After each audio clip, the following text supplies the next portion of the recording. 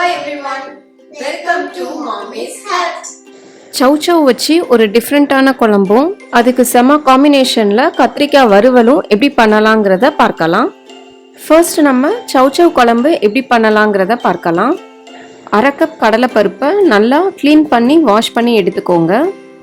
ஒரு ½ an hour அதை ஊற வச்சுக்கிட்டீங்க அப்படின்னா நமக்கு வேகிறதுக்கு ரொம்ப ஈஸியாக இருக்கும். மீடியம் ஃப்ளேமில் வச்சு ஒரு 5 விசிலுக்கு கடலைப்பருப்பு நல்லா சாஃப்டாகி வர்ற வரைக்கும் குக் பண்ணலாம். நமக்கு கடலைப்பருப்பு வேகிறதுக்குள்ள சௌச்சோவை நம்ம நல்லா குக் பண்ணி எடுத்துக்கலாம். 2 சின்ன சைஸ் சௌச்சோவை இந்த மாதிரி சின்னதாக கட் பண்ணி 2 கப் நல்லா கொதிக்கிற தண்ணியில் சேர்த்துக்கோங்க. 1/4 டீஸ்பூன் மஞ்சள் பொடி, அப்புறமா சௌச்சோவுக்கு தேவையான உப்பு. சௌச்சோலாம் நமக்கு நல்லா சாஃப்டாக குக் ஆகட்டும். அதுக்குள்ளே நம்ம மசாலா அரைச்சிடலாம். 4 அப்படி இல்லைன்னா 5 பீஸ் தேங்காய், கொஞ்சமாக கொத்தமல்லி இலை, அதாவது ஒரு சின்ன கையளவு கொத்தமல்லி இலைகள், காரத்திற்கேற்ப 3 அப்படி இல்லைன்னா 2 வரமிளகாய், 1 டீஸ்பூன் சீரகம்.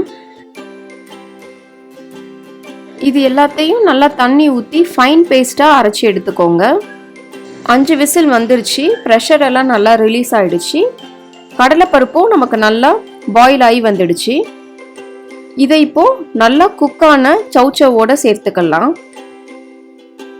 இப்போது நம்ம கிரைண்ட் பண்ணி வச்சுருந்த கோகனட் பேஸ்ட்டையும் இதில் ஆட் பண்ணிக்கிடலாம். ஜஸ்ட் நமக்கு அந்த பருப்பு சௌச்சவ் அப்புறம் மசாலாலாம் நல்லா மிக்ஸ் ஆகி குக் ஆகுறதுக்கு ஒரு 3 or 4 மினிட்ஸ் மட்டும் போதும். குழம்புக்கு தேவையான உப்பு சேர்த்துக்கோங்க. நம்ம ஏற்கனவே சௌச்சவுக்கு சேர்த்துட்டோம். ஸோ டேஸ்ட் பண்ணிட்டு சேருங்க. அதுக்குள்ள நம்ம தாளிச்சிடலாம். 2 டேபிள் ஸ்பூன் தேங்காய் எண்ணெய்.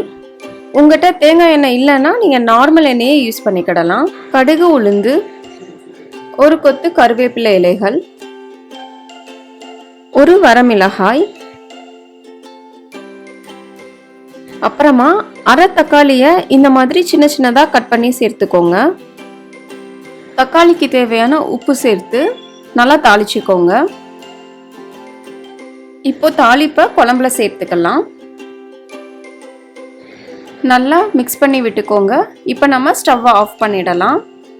ரொம்பவும் ஈஸியாக அதே சமயத்தில் ஃபாஸ்ட்டாக ஒரு டிஃப்ரெண்ட்டான சௌச்சவ் குழம்பு நமக்கு ரெடி ஆயிடுச்சு.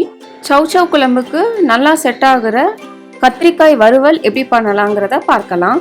கிலோ கத்திரிக்காயை இந்த மாதிரி ஷேப்க்கு தின்னாக கட் பண்ணிக்கிடலாம். கட் பண்ண உடனே இந்த மாதிரி நீங்கள் தண்ணீரை போட்டுக்கோங்க. அப்படி இல்லைன்னா நமக்கு ரொம்ப கருப்பாயிடும் கத்திரிக்காய்.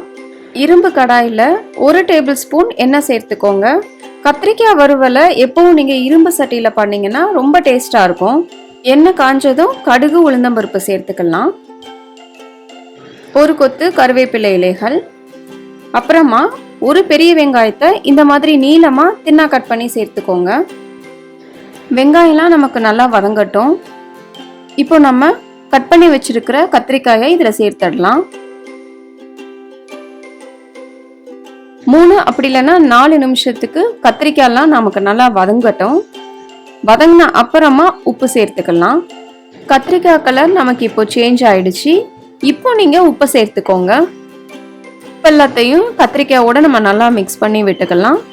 இப்போ ஒரு லிட் வச்சு க்ளோஸ் பண்ணி கத்திரிக்காயெல்லாம் நல்லா நமக்கு குக் ஆகுற வரைக்கும் வெயிட் பண்ணலாம். இப்போ லிட்டை ஓப்பன் பண்ணி பார்க்கலாம். கத்திரிக்காயெல்லாம் நமக்கு நல்லா குக் ஆயிடுச்சு. இந்த ஸ்டேஜில் இன்னும் அப்படி இல்லைன்னா 1/2 டீஸ்பூன் தனி மிளகாய் பொடியை இதில் சேர்த்துக்கோங்க. மிளகாய் பொடியெலாம் நல்லா கோட் ஆகுற மாதிரி மிக்ஸ் பண்ணிக்கோங்க. மிளகாய் பொடி சேர்த்த அப்புறமா 1 டீஸ்பூன் எண்ணெய் மட்டும் சேர்த்துக்கோங்க. இந்த மாதிரி நம்ம பண்ணுறனால மிளகாய் பொடியெலாம் நல்லா ட்ரையாக இல்லாமல் கத்திரிக்காயோட நல்லா கோட்டாகி நமக்கு சாப்பிட்றதுக்கும் ரொம்ப டேஸ்ட்டாக இருக்கும். இப்போ நம்ம சிம்மில் வச்சு 5 நிமிஷத்துக்கு குக் பண்ணிக்கிடலாம். இந்த மாதிரி பண்ணுறனால கத்திரிக்காய் வறுவல் நமக்கு ரொம்ப டேஸ்ட்டாக வரும். 5 நிமிஷம் ஆயிடுச்சு. இப்போ நம்ம ஸ்டவ்வை ஆஃப் பண்ணிடலாம். இந்த கத்திரிக்காய் வறுவல் சௌச்சவ் குழம்புக்கு, அப்புறமா சாம்பார், பருப்பு, இந்த மாதிரி லஞ்ச் ரெசிபிக்கு ரொம்ப சூப்பராக இருக்கும். நம்ம இதை ஃபாஸ்ட்டாகவும் பண்ணிடலாம். உங்களுக்கு இந்த ரெசிபி ரொம்ப பிடிச்சிருந்ததுன்னா மறக்காம மாமிஸ் ஹட்க்கு லைக் பண்ணுங்க, ஷேர் பண்ணுங்க, சப்ஸ்கிரைப் பண்ணுங்க.